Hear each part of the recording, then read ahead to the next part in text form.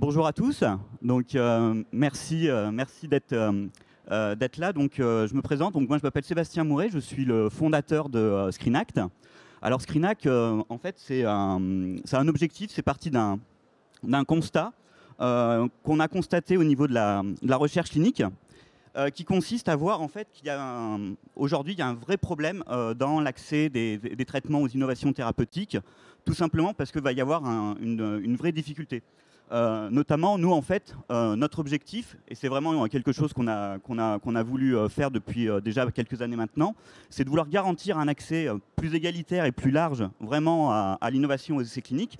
Mais surtout, en fait, il va falloir favoriser l'information auprès des professionnels de santé, des accès précoces et des essais thérapeutiques qui sont innovants sur le territoire. Avec un seul objectif commun, c'est autour du patient, de lui permettre d'accéder aujourd'hui aux essais cliniques et aux thérapies innovantes, tout simplement parce que il y a...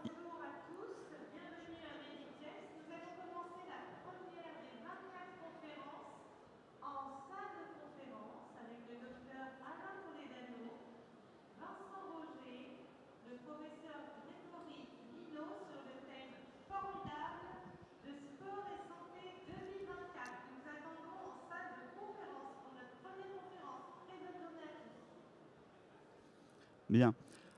Donc en fait, ce qu'il faut comprendre, c'est qu'il y a un vrai paradoxe aujourd'hui dans les essais cliniques. En fait, d'un côté, vous avez 95% des patients qui n'atteignent tout simplement pas, qui n'accèdent tout simplement pas aux essais cliniques, alors que de l'autre côté, vous avez presque 9 essais cliniques sur 10 qui n'atteignent pas les objectifs de recrutement dans les délais.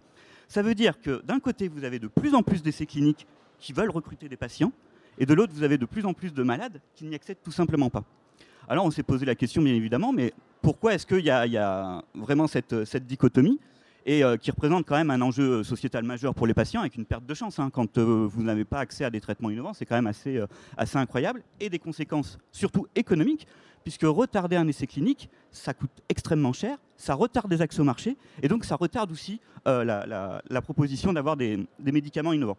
Et il faut savoir que c'est vraiment quelque chose d'essentiel, ce recrutement des patients, parce qu'aujourd'hui, il y a quasiment un essai clinique sur 5 qui s'arrête faute de recrutement sans même avoir, entre guillemets, testé s'il y avait vraiment une possibilité ou pas d'innovation. Alors nous, ce qu'on a décidé de faire, c'est de dire, bon, aujourd'hui, comment que ça se passe au niveau de la recherche clinique?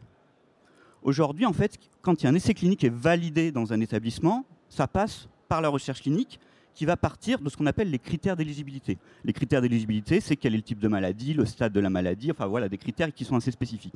Et c'est à partir de ces critères que l'attaché de recherche clinique va ensuite aller chercher dans les dossiers des patients, les patients qui correspondent à son essai clinique.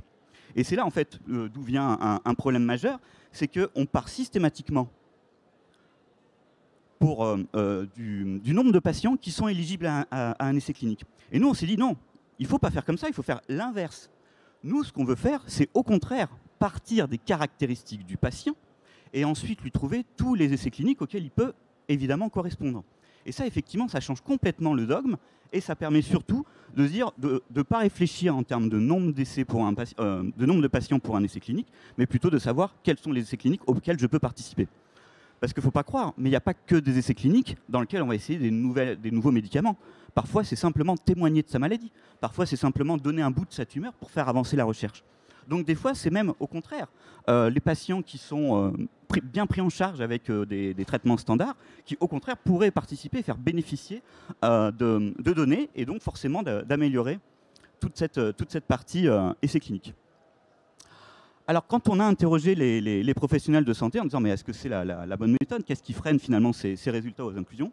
Eh bien, 90% d'entre eux nous ont dit « oui, c'est effectivement la bonne méthode, il faut que... et donc, cette méthode, elle est vraiment approuvée. » Alors, en fait, on s'est posé la question « mais pourquoi ça n'existait pas avant? Pourquoi est-ce que la logique de partir des caractéristiques d'un patient pour ensuite aller chercher les essais cliniques n'existait pas jusqu'à présent ?» Et en fait, ce qu'on s'est rendu compte, c'est que les essais cliniques, pour être validés, sont enregistrés sur des registres, parce que c'est un domaine extrêmement particulier. Sauf que ces registres ne sont pas du tout hétérogènes. Il y a des registres pour des essais cliniques en cancérologie, d'autres qui vont être en hématologie, d'autres qui vont être régionaux, d'autres nationaux, internationaux, européens, internationaux. Et en fait, on a une vraie difficulté pour rassembler toutes ces bases de données. Et en fait, ce qui se passe, c'est que et ben, si on interroge ces registres, on s'aperçoit qu'il y a aussi un manque vraiment de structuration. Et donc, vous connaissez le CHU de Lyon, peut-être pour certains, et en fait, le CHU de Lyon, c'est quand même le deuxième CHU de France. Et donc, si je lui pose la question, qu'il a la plus grosse file active de patients atteints de cancer du poumon, et quand on pose la question au registre international, mais il y a combien d'essais cliniques dans le cancer du poumon? C'est au deuxième plus grand CHU de France, et ben, il va vous en trouver 3. Mais ce qui est très bizarre, c'est que si vous dites « Ah, mais combien il y a d'essais cliniques au CHU, mais à Lyon ?» Ben là, il va vous en trouver 6. En fait, il y a une véritable un manque de structuration et un manque surtout de standardisation. Et si on fait pareil, mais cette fois-ci, avec le registre national, il va vous en trouver qu'un seul. Si vous le faites avec le registre européen des essais cliniques, qui est quand même aujourd'hui la référence au niveau Europe, parce qu'il faut savoir qu'aujourd'hui, on unifie tous les essais cliniques au sein de l'Union européenne et tout a été changé. Mais là, ce qui est quand même assez dramatique, c'est que je lui ai demandé un essai clinique dans le cancer du poumon et il m'a trouvé un essai clinique dans le carcinome gastrique. Ce que je veux dire par là, c'est qu'aujourd'hui, il n'y a aucun moyen fiable et efficace pour trouver un essai clinique qui correspond au-delà de 2 critères, quoi. Donc imaginez quand vous avez 50 critères d'éligibilité pour un patient.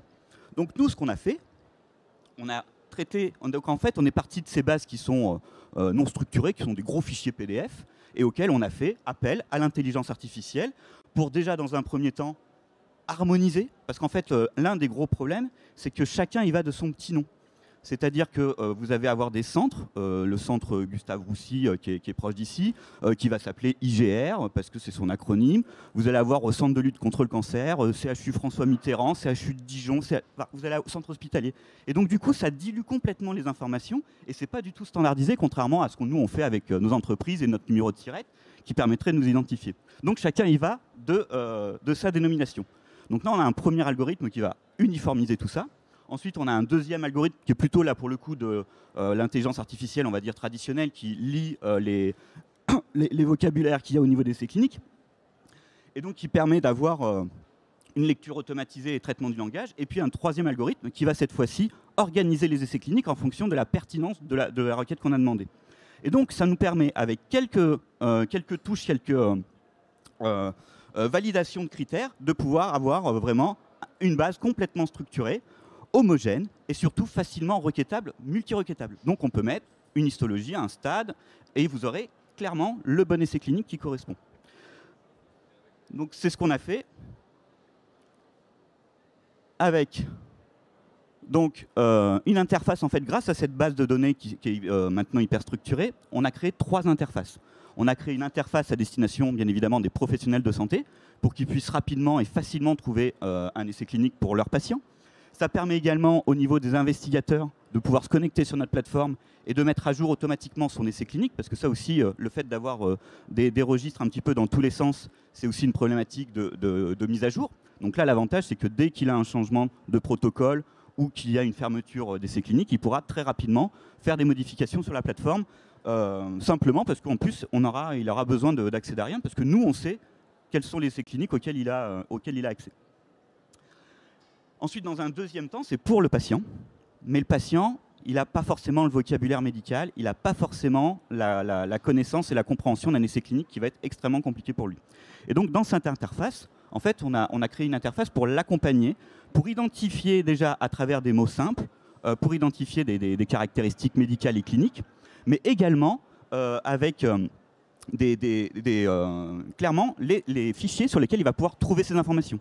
Est-ce que cette information se trouve dans son bilan de biologie moléculaire ou d'anatomopathologie? Et on essaye vraiment comme ça de l'amener jusqu'à ce qu'il puisse réellement trouver. C'est comme un parcours, hein, vous avez même pour justement arriver au bout du bout à la question qui est quels sont les essais cliniques pour lesquels je suis potentiellement éligible.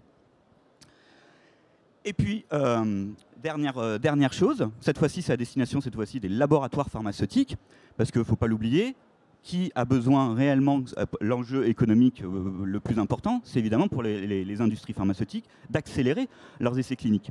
Et grâce à cette façon, je dirais, structurée de voir où sont les essais cliniques de manière extrêmement précise, on a créé cette fois-ci une interface qui permet aux laboratoires pharmaceutiques d'identifier les sites dans lesquels il y a, je dirais, un potentiel d'inclusion beaucoup plus important et de pouvoir identifier aussi les endroits où, au contraire, ils vont avoir un risque de frein aux inclusions parce que cet établissement, par exemple, a beaucoup trop d'essais cliniques pour un même profil de patients. Et c'est vrai que des fois, on trouve ça un peu idiot, mais les 90% des essais cliniques sont réunis dans seulement 10% des établissements. Donc vous imaginez bien l'inégalité d'accès quand on est dans un centre périphérique versus des centres beaucoup plus importants comme Paris ou Lyon. Et donc là, l'idée avec ce type de système, c'est qu'on va pouvoir encourager finalement la recherche clinique à s'installer dans les centres où au contraire, il va avoir plus de facilité d'accéder aux patients. Et donc c'est un double enjeu qui est bénéfique. C'est que d'un côté, les patients des centres périphériques pourront bénéficier d'essais cliniques et les promoteurs vont pouvoir accélérer beaucoup plus rapidement leurs essais cliniques. Donc c'est bénéfique pour tout le monde. Alors, le marché de la recherche clinique, c'est un marché qui est évidemment mondial, mais qui est surtout extrêmement exponentiel. Pour vous faire une idée, en fait, si on regarde cette fois-ci, non pas le montant, mais tout ce qui va concerner le nombre d'essais cliniques. En 2000, sur la base internationale des essais cliniques, il y avait 2000 essais cliniques enregistrés au niveau mondial. En 2022, on est à 434 000. Et en plus, il faut savoir qu'il y a une complexité qui s'est aggravée. Parce qu'aujourd'hui, avec l'ère de la génomique, des thérapies ciblées, des immunothérapies, vous imaginez bien qu'un essai clinique devient de plus en plus, ce n'est pas une chimiothérapie pour un type de cancer. On est sur des thérapies extrêmement précises pour des mutations qui sont extrêmement précises. Donc, le constat qu'on avait d'avoir que 5% des patients qui pouvaient déjà accéder aux essais cliniques, imaginez dans 10 ans la difficulté qu'on aura vraiment pour les patients de pouvoir être recrutés dans les essais cliniques. Et donc, c'est là-dessus. Et si on continue cette évolution, on s'imagine bien que dans quelques années, c'est bien sûr pas 500 000 essais cliniques qu'on va avoir sur le marché, mais c'est plus d'1 million, voire bien au-delà. Donc c'est vraiment là-dessus qu'il faut avoir en tête, c'est qu'on va avoir de plus en plus d'essais cliniques qui vont être de plus en plus complexes et avec la nécessité de recruter de plus en plus de patients. Donc on comprend aisément qu'on a besoin d'avoir un outil automatisé, parce qu'aujourd'hui, mine de rien, on recrute un peu encore à l'ancienne en allant chercher dans les dossiers à la main, quoi. Donc c'est toute l'idée du screening. Alors, le concept.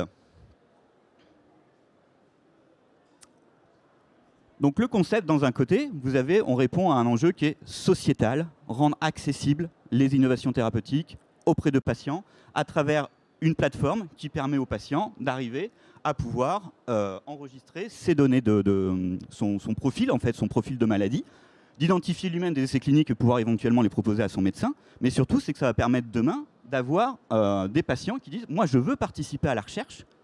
Mais en fait, c'est aussi aux laboratoires pharmaceutiques qui ont des essais cliniques pour pouvoir aller directement proposer leurs essais cliniques aux patients. Sauf qu'effectivement, on voit tout de suite qu'on ne peut pas vendre, entre guillemets, sa donnée de santé en disant « coucou, j'ai envie d'avoir un essai clinique ». Il faut pouvoir anonymiser les données, il faut pouvoir garantir la sécurité des données privées, mais de permettre à ce que les données du profil de maladie puissent être accessibles aux professionnels de santé qui réalisent ces cliniques. Et de la même façon, pour le médecin, il faut que non seulement il puisse évidemment trouver des essais cliniques pour son patient, mais faire savoir à l'industrie pharmaceutique qu'il est potentiellement candidat pour investiguer lui-même dans son centre. Et c'est pour ça qu'on a réfléchi à uniformiser finalement nos plateformes dans une plateforme vraiment unifiée qui permettent aux laboratoires pharmaceutiques qui se connectent d'identifier où sont les profils qui correspondent à leur essai clinique. Et ça va permettre également aux établissements de santé de pouvoir visualiser, eux, leur performance en termes de recherche clinique et de pouvoir identifier, plutôt que par exemple de concentrer les mêmes essais cliniques avec les mêmes profils patients dans un même service. Vous imaginez bien que c'est un petit peu se tirer une balle dans le pied que d'essayer de vouloir absolument inclure dans plusieurs essais cliniques. Quand on répartit finalement les essais cliniques aux bons endroits, vous allez avoir aussi une harmonisation et une adéquation entre les essais cliniques au bon endroit, au bon profil et au bon moment. Et donc ça, pour les établissements, c'est extrêmement important pour optimiser leur performance. Donc l'application aujourd'hui, c'est la référence qu'on peut trouver actuellement sur le marché. On est disponible dans 12 indications en cancérologie. On a référencé plus de 800 centres au sein de notre application et on a plus de 3600 contacts investigateurs dans la plateforme pour pouvoir justement faire accéder évidemment les médecins et les patients qui le souhaitent aux essais cliniques prometteurs.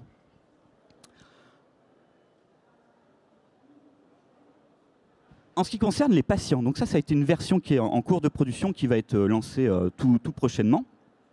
Et donc c'est vraiment une interface qui est faite Autant la première interface à destination des professionnels de santé, elle est là pour aller vite. C'est-à-dire que concrètement, il est face à son médecin, face à son patient, ou il est en réunion dans laquelle ils vont prendre une décision thérapeutique. En moyenne, un médecin, c'est 6 minutes pour prendre une décision thérapeutique en concertation, pour prendre une décision médicale, pour dire qu'est-ce qu'on fait. Aujourd'hui, mon patient a récidivé de son cancer. Je me réunis avec mes camarades. J'ai 5 minutes pour prendre une décision. Donc évidemment, il n'a pas le temps de se dire quels sont les essais cliniques. Bah tiens, je vais aller sur le registre de l'INCa et puis je vais regarder, je vais mettre une demi-heure à essayer de trouver un essai clinique. C'est absolument pas possible. Donc là, l'idée de la plateforme version pro, c'était de quelques clics. Ok, j'ai les 4-5 essais cliniques. C'est bon, je sais à peu près très vite dans quel essai clinique je vais envoyer mon patient. En ce qui concerne le patient, on s'est rendu compte quand même, on a discuté avec des patients experts, on a discuté avec des patients qui avaient accédé à des essais cliniques, et on s'est rendu compte qu'effectivement, ceux qui accédaient aux essais cliniques étaient des personnes, entre guillemets, qui connaissaient leur cancer, qui étaient ceux qui étaient volontaires pour la recherche clinique. C'était un parcours déjà du combattant pour oser dire à son médecin « je veux participer » et faire les démarches. Donc effectivement, ils étaient un peu plus acculturés sur leur maladie, et finalement, c'était souvent ceux-là qui accédaient aux essais cliniques parce que c'était eux qui faisaient une démarche prospective et qui connaissaient très très bien leur maladie. En revanche, pour d'autres patients de manière générale, c'est extrêmement compliqué de devoir identifier des noms de mutations, des noms d'histopathologie. Déjà, rien que ça, on peut déjà perdre le patient. Et donc, il fallait vraiment adapter le parcours en lui expliquant ce que c'est qu'un essai clinique, en lui posant des questions sur son état général. Est-ce qu'il est actif toute la journée ou est-ce qu'au contraire, il a besoin d'être alité une partie du temps? Nous, c'est des informations qui vont nous permettre de transformer une expérience patient, finalement, en information médicale concrète qui permet de vraiment définir un critère d'éligibilité. Alors évidemment, on ne pourra pas tout simplifier et vulgariser. Il y aura des mots extrêmement complexes comme est-ce que c'est quoi la mutation de ton cancer pour pouvoir identifier les thérapies, les essais cliniques avec ta mutation. Donc là, effectivement, pour cela, on est capable de leur dire vous allez trouver cette information dans votre bilan biologique ou d'anatomopathologie ou de biologie moléculaire, mais on va pouvoir l'orienter pour qu'il puisse, à la rigueur, éventuellement demander à son médecin de lui retrouver la formation ou de pouvoir dire. Après, bon, ça reste vraiment extrêmement important d'avoir ces informations. Donc là, vous avez vu, on n'est pas dans la vitesse, on est vraiment dans l'accompagnement et dans le parcours patient. Alors, pour notre troisième interface, c'est celle qui permet justement d'identifier à partir des établissements. Donc, on est les seuls à pouvoir dire, ici, à Paris, à la PHP La Pitié-Salpêtrière, il y a tant d'essais cliniques, on est les seuls à pouvoir le définir de manière extrêmement précise. Également, on est capable de dire, mais combien il y a d'essais cliniques de ce promoteur-là? Combien il y a d'essais cliniques dans le cancer bronchique non à petites cellules avec mutation EGFR? On est les seuls aujourd'hui à pouvoir le faire. Donc ça, c'est extrêmement important, parce que comme on l'a expliqué tout à l'heure, si on cartographie aujourd'hui la recherche clinique qui se passe à l'instant T, on est capable de prédire quel va être le futur de la santé, puisqu'on pourra définir également, parce que l'intelligence artificielle, elle a ceci d'assez magique, c'est que elle apprend très très vite. Donc elle peut même apprendre des erreurs passées et de pouvoir prédire si un essai clinique va effectivement réussir ou effectivement échouer, et de pouvoir aussi définir à quel moment potentiellement le médicament va arriver sur le marché. Donc ça, cet outil-là, c'est un outil extrêmement précieux qui va apprendre au fur et à mesure et qui va nous permettre demain de pouvoir dire aujourd'hui, on pourra identifier quelles vont être les molécules qui vont arriver sur le marché, identifier aussi les opportunités. Il ne faut pas l'oublier, mais en France, on est extrêmement dynamique en recherche clinique, mais on n'a que 10% de la recherche clinique mondiale. Donc vous imaginez bien qu'il y a encore tout un tas de besoins qui ne sont absolument pas couverts. Le fait d'identifier à travers les caractéristiques de son patient qu'il y a un essai clinique qui existe ailleurs dans le monde, mais qu'on n'a pas de disponible en France, permettrait aussi de faciliter, d'orienter les essais cliniques vers là, effectivement, où il y a les malades. Plutôt que de mettre un essai clinique et dire maintenant on va chercher les patients, là c'est l'inverse. On dit je suis un patient, quels sont les essais cliniques? Donc ça c'est vraiment un outil qui est extrêmement intéressant pour l'industrie. Donc ça c'est une phase, c'est une phase, mais évidemment nous, notre objectif c'est de montrer, c'est de prouver que ScreenApp va effectivement augmenter le nombre d'inclusions, va effectivement, et donc ça c'est une phase qui va se faire sur toute la région Auvergne-Rhône-Alpes, avec tous les établissements qui sont réunis ensemble pour dire on va trouver le patient et du coup on va orienter le patient vers l'établissement pour lequel il y a un essai clinique. Et donc c'est extrêmement important et c'est quelque chose de vraiment, vraiment intéressant. Alors ensuite, la deuxième phase, on est aujourd'hui dans le cancer, mais nous ce qu'on veut, ce qu'on a besoin, c'est d'aller dans toutes les indications. Et grâce à avoir créé des premiers algorithmes qui arrivent à définir précisément quels sont les différents sous-types de cancer et quels sont les essais cliniques, vous imaginez bien qu'on va très rapidement pouvoir aller dans les maladies inflammatoires, dans les douleurs, dans les maladies neurodégénératives. Je ne sais pas si vous le voyez, mais les principaux axes de recherche qui intéressent aujourd'hui les patients, elles sont deux, mais de loin, c'est les douleurs et les maladies neurodégénératives, Alzheimer, Parkinson, parce que c'est des douleurs que tout le monde connaît, ou en tout cas dont un proche forcément a souffert. Et donc c'est souvent ces moyens-là. Et de là où effectivement on avait un patient qui avait atteint par Alzheimer et on se disait, voilà, il est bien pris en charge. Demain, on va pouvoir dire, est-ce qu'effectivement il a une prise en charge, mais est-ce qu'il n'y aurait pas des innovations pour justement l'aider et de pouvoir essayer d'avoir de l'espoir en plus pour ses proches. Et puis, dernière étape, c'est évidemment étendre notre modèle à de nouveaux pays, parce qu'aujourd'hui, on est installé effectivement au niveau français, mais l'idée, c'est de pouvoir screener, de pouvoir analyser, comprendre. C'est pas forcément d'aller vendre notre application dans les pays, c'est de savoir ce qui se passe dans les pays pour justement pouvoir identifier comment on pourrait s'harmoniser, comment on pourrait se structurer toute la recherche clinique pour justement faire venir les essais dans nos établissements.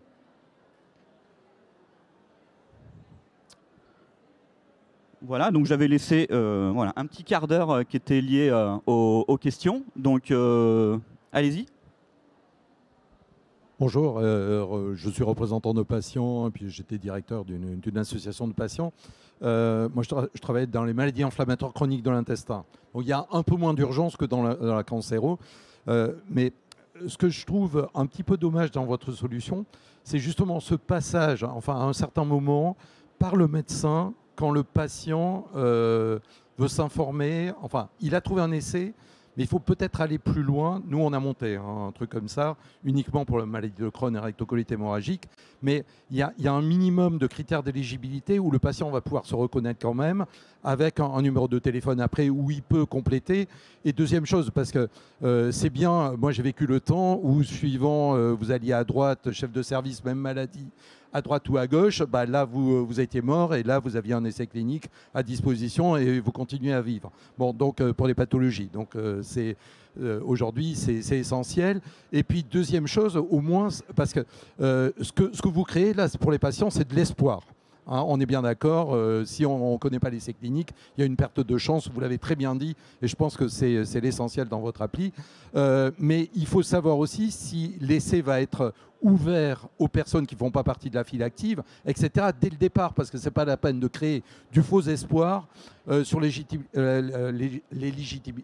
Bon, enfin, vous avez compris, l'éligibilité, voilà, voilà ou pas. Bon, moi, ce que je trouve dommage, c'est, enfin, je ne sais pas ce que vous donnez comme information, mais peut-être qu'il faut aller plus loin dans l'information patient, au moins peut-être pas l'oncologie, mais plus tard pour les maladies chroniques, où vous allez aller dans l'inflammation et tout ça, où on a un peu plus de temps, moins d'urgence peut-être, d'accès aux essais cliniques. Donc, aller peut-être un peu plus loin sur comment le patient peut se screener et dire, moi, j'ai des chances là-dedans, quitte à passer peut-être. Voilà, c'est une remarque, un conseil. Alors, tout à fait. D'ailleurs, il y a eu des initiatives un petit peu comme ça dans les maladies inflammatoires chroniques de l'intestin. Et en fait, justement, c'est pour ça qu'on a vraiment créé cette interface à destination des patients pour l'accompagner, justement pour le prévenir aussi qu'un essai clinique, c'est complexe, que ce n'est pas forcément de dire je suis éligible qui va permettre de garantir son éligibilité, que ça ne garantit pas aussi d'avoir un espace supplémentaire. C'est pour aussi gérer toute cette frustration qu'on pourrait avoir à un patient de trouver un essai clinique et pour son proche. Hein. Parce que vous imaginez qu'il n'y a pas que les patients qui vont l'utiliser, il va y avoir aussi peut-être des mères qui vont l'utiliser pour leurs enfants. Et on ne veut absolument pas créer cet espoir. Par contre, on sait que cette frustration, c'est pour ça qu'on va essayer de la gérer au mieux, mais on préfère, entre guillemets, gérer cette frustration que de gérer l'inverse, c'est-à-dire de se dire « je suis passé à côté d'un essai clinique ». Et celle-là, ça c'est une frustration qui doit être à tout jamais... Juste, je dis ça parce que le médecin n'est pas toujours dans l'écoute c'est peut-être pas, surtout si c'est un confrère, enfin vous connaissez le milieu médical mieux que moi, et donc il peut y avoir des freins aussi au niveau du médecin de passer du temps pour aller plus loin dans l'éligibilité sur un essai dans lequel il ne va pas participer, mais ça sera un confrère concurrent entre guillemets, donc ça peut être un frein aussi, juste. D'ailleurs, il y a ce qu'on appelle une complémentarité des essais cliniques. C'est-à-dire qu'effectivement, on est par exemple au CHU de Saint-Étienne.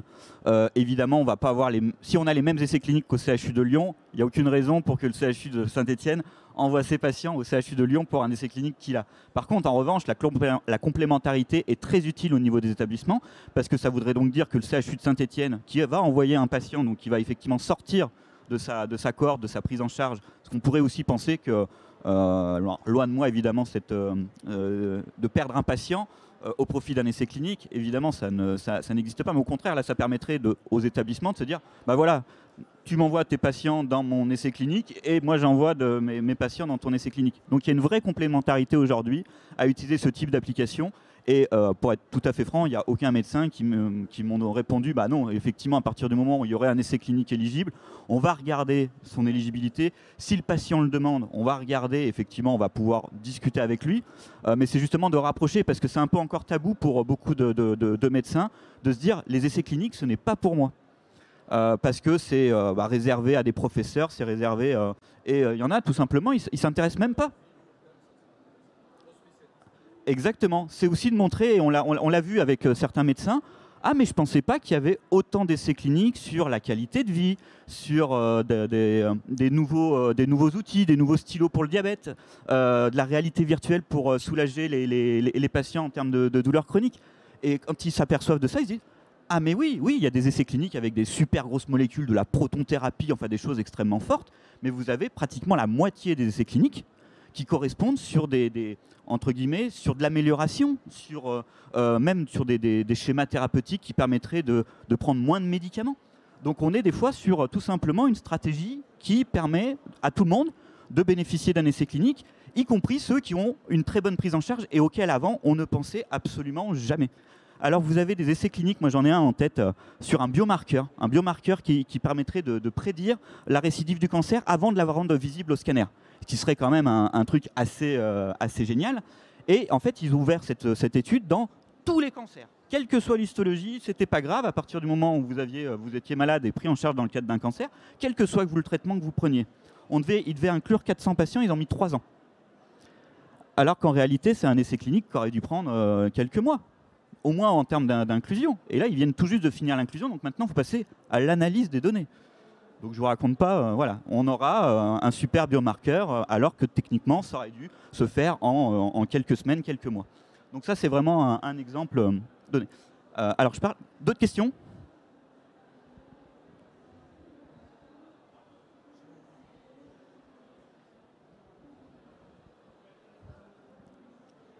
Pas de nouvelles questions ? Ouais. Non, mais pour le public qui n'est peut-être pas informé, c'est vrai qu'il n'y a rien de plus. Moi, j'étais membre d'un comité de protection de personnes, donc qui donne l'aval sur les essais thérapeutiques. Quand vous voyez qu'il y a des demandes, l'essai qui revient 1 an, 2 ans après, parce qu'il y avait un temps d'inclusion qui était prévu de 18 mois et qu'on n'a pas réussi à inclure 200 personnes, c'est insupportable. Et que l'essai a été développé du coup aux États-Unis, ailleurs, etc.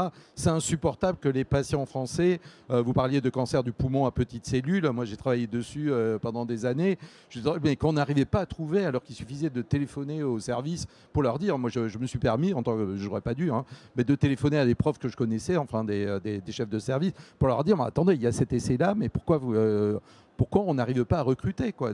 Moi, je devenais fou dans ces trucs-là. Et c'est vrai que voilà, des solutions comme ça, c'est essentiel, parce qu'il y a beaucoup encore de perte de chance par méconnaissance dans les patients. Donc, bravo. En tout cas, non, c'était, nous, c'était vraiment l'enjeu, c'était vraiment de partir du patient. Et d'ailleurs, ça, c'est quelque chose qui est un petit peu qu'il faut avoir en tête aujourd'hui. Quand on veut innover pour le patient, c'est extrêmement compliqué. Parce que derrière, les investisseurs, qu'est-ce qu'ils veulent ? Ils veulent de la rentabilité. Et alors que nous, ce qu'on cherche, c'est à pouvoir aider le patient. Et aujourd'hui, il y a vraiment un frein à l'innovation aujourd'hui en santé, parce que créer des modèles aujourd'hui qui sont faits pour les patients, on doit avoir obligatoirement de voir quel est le penchant au niveau économique, qui va être le payeur, est-ce que ça va être l'assurance maladie, des choses comme ça. Et ça, c'est un frein aujourd'hui pour permettre, parce qu'aujourd'hui, il y a énormément d'idées, il y a beaucoup de choses qui se font en place, mais il faut derrière aussi avoir des éléments assez intéressants. Donc pour nous aujourd'hui, effectivement, nous on a vraiment un besoin d'identifier à la fois que ce soit des médecins, des partenaires, enfin des personnes qui vraiment aujourd'hui, des associations de patients. Hein. Donc effectivement, parce que nous on va effectivement continuer à développer ce type d'innovation, mais on a surtout aussi besoin de se faire connaître auprès du public, parce que demain, mine de rien, au niveau des patients, c'est eux qui vont devoir faire vivre l'application. Qui vont devoir justement faire de la recherche et démontrer justement tout le potentiel et tout l'intérêt. Donc c'est là-dessus où vraiment, moi je voulais avoir... Oui. Vous allez être référencé sur l'espace numérique santé? Alors c'est effectivement, ça fait partie des objectifs qu'on a en cours, parce qu'en fait il y a 3 étapes qu'on peut faire avec mon espace santé. La première étape, c'est évidemment de bénéficier de l'application sans qu'il y ait rien, sans qu'il y ait de données en fait, de santé qui puissent être hébergées, pour que tout le monde puisse trouver un essai clinique et ensuite proposer à son médecin en disant voilà, j'ai un essai clinique disponible. Il y a une deuxième étape en fait, qui consiste à justement à considérer, à héberger la donnée de santé. Et là, effectivement, il faut rentrer dans des critères assez exhaustifs, hein. Garantir que les données privées ne puissent pas être fuitées. Et pourtant, il faut garantir que les données privées correspondent bien au profil du patient pour qu'il y ait vraiment cette interconnectivité. Et puis après, ça c'est vraiment un objectif. On est spécialiste de l'intelligence artificielle, on sait qu'on va pouvoir en discuter, mais avec mon espace santé, on a la possibilité d'aller chercher les informations, notamment auprès des bilans de biologie, anatomopathologie, enfin tout ce qui va être fait en dehors des laboratoires. Et nous, effectivement, notre volonté, c'est d'aller capter dans ces bilans, qui sont souvent en format PDF d'ailleurs, hein, qui sont vraiment à l'ancienne, de les numériser, de pouvoir ensuite extraire les informations qui nous intéressent, donc la typologie de mutation, le stade de la maladie, le type histologique, pour ensuite alimenter automatiquement l'application. Alors évidemment, on va pas, pour moi, avec des bilans, on ne peut pas avoir tout le parcours d'un patient. On a besoin aussi d'avoir l'état général qui est pas dans des rapports médicaux, ou alors des rapports médicaux qui sont inaccessibles. On va pas avoir aussi l'état à l'instant T, voilà, si le patient se sent fiévreux, ou est-ce qu'il a justement des symptômes de toux ou des antécédents cardiaques, ça voilà, on aura des informations qui seront très facilement pour le patient, assez facile on va dire à compléter. Donc l'idée c'est d'avoir des informations de base techniques complexes du patient, et ensuite d'aller demander au patient de compléter et de pouvoir devenir un acteur de la santé pour que les données puissent servir aujourd'hui à la recherche. Et il faut le savoir, mais aujourd'hui au niveau, il n'y a rien qui se fait à ce niveau-là. On essaye d'aller chercher les données, alors que finalement ce n'est pas les données qui viennent à soi. Donc ça c'était pour la partie, mais effectivement mon espace santé fait partie de nos objectifs de rentrée. Et là on a démarré justement le dossier de référencement qui n'est pas simple du tout.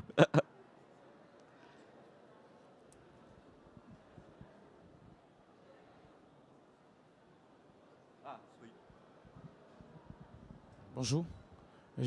J'aimerais juste savoir depuis combien de temps cette application est à disposition des patients, parce que je n'ai pas été là au début. Alors l'application, elle est disponible depuis quelques semaines vraiment en version optimisée. On a eu les premiers prototypes qui étaient disponibles vers le mois de mai. Et du coup, là, voilà, on a terminé. En fait, on a fait évoluer l'application. Donc, elle était en mode bêta test. Et là, on vient de finaliser. Donc, on attend la version patient optimisée, on va dire, pour la fin du mois, voilà, dans les prochains jours. Donc, aujourd'hui, on est vraiment sur une phase de lancement pour les 2 applications. Et on doit encore optimiser au niveau de l'interface à destination des promoteurs. Et c'est avec eux vraiment qu'on a besoin de travailler.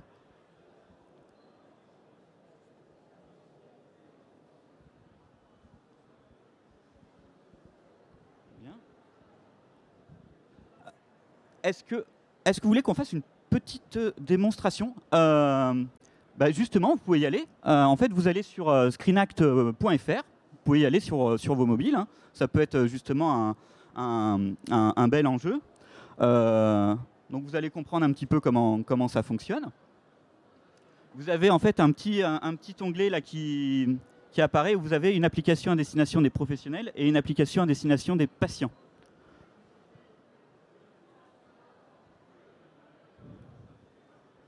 Parce que c'est vrai que je voulais faire une démonstration, mais tant qu'à faire, autant le faire directement sur... Donc vous choisissez, voilà, vous pouvez choisir votre région, le centre dans lequel vous êtes. Vous pouvez également vraiment bien définir toute la partie histopathologique.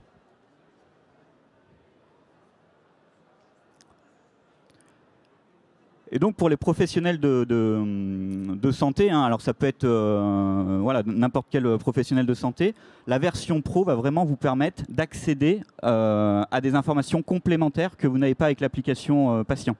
Parce qu'on en parlait tout à l'heure, effectivement, l'idée c'est que on ne peut pas laisser un patient tout de suite aller contacter un investigateur. Il faut que ça passe soit effectivement par l'établissement ou qui est vraiment par le service de la recherche clinique. Mais il faut que ça reste aussi une version qui puisse le rendre accessible, qui puisse, à la fin de la recherche, en fait, il télécharge son QR code. Et son QR code permet directement au médecin de pouvoir rentrer directement sur la version pro et lui, avec lui, de prendre la décision d'envoyer le patient dans l'application.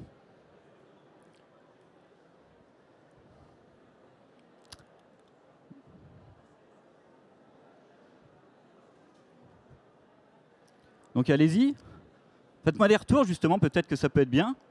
Je vois que c'est bien. Voilà, vous avez donc effectivement, il y a des, on a essayé déjà dans un premier temps d'expliquer les pathologies, parce qu'effectivement, vous voyez, quand on va sur de l'hématologie, on est tout de suite sur des cas extrêmement complexes, quoi.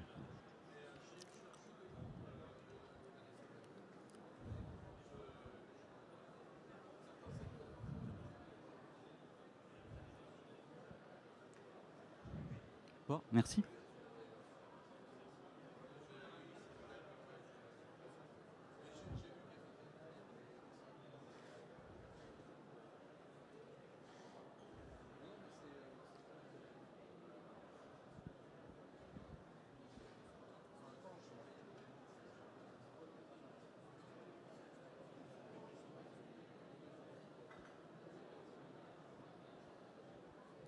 Et donc du coup, vous avez connu Cityscout? Ah, d'accord. Ah, vous connaissez bien alors, d'accord. Moi, j'étais directeur de la FATRANEX en France. Donc là, je suis à la retraite depuis le 1er janvier, presque jeune. Mais j'ai travaillé effectivement sur l'appli, etc. Donc à créer le truc, on a travaillé avec des patients, etc. Donc oui, c'est le truc. Mais c'est vrai que c'est Anne Buisson qui est aujourd'hui directrice, qui a vraiment poussé Yoram Boudi à dire mais à partir des professionnels, mais intéresse pas aux patients, etc. Ça c'est clair. Parce qu'ils voulaient lancer une version patient justement, mais apparemment ils ont... Ça, pour des histoires de moyens, bon, les 2 années Covid là, et puis il y a Yoram qui a changé aussi d'établissement, etc. Ce qui fait que c'est compliqué pour lui de mener 32 forums, etc. Donc là, je crois que ça va pas. Non mais c'est hyper intéressant, c'est vrai que on sait l'avenir et tout ça. Et je vois en tout cas, parce que ce qui pourrait être intéressant pour vous aussi, c'est de vous associer à des applis ou des startups aussi qui travaillent sur le parcours patient et qui n'ont pas nécessairement ce genre d'outils, donc où il pourrait y avoir une synergie, où d'un côté il y a un côté éducationnel, etc., parcours de soins, et puis là le côté recherche, il pourrait y avoir des synergies. On travaille avec une boîte qui fait ça aussi, je en parlerai de vous. Ah ouais. Je veux bien. Ouais.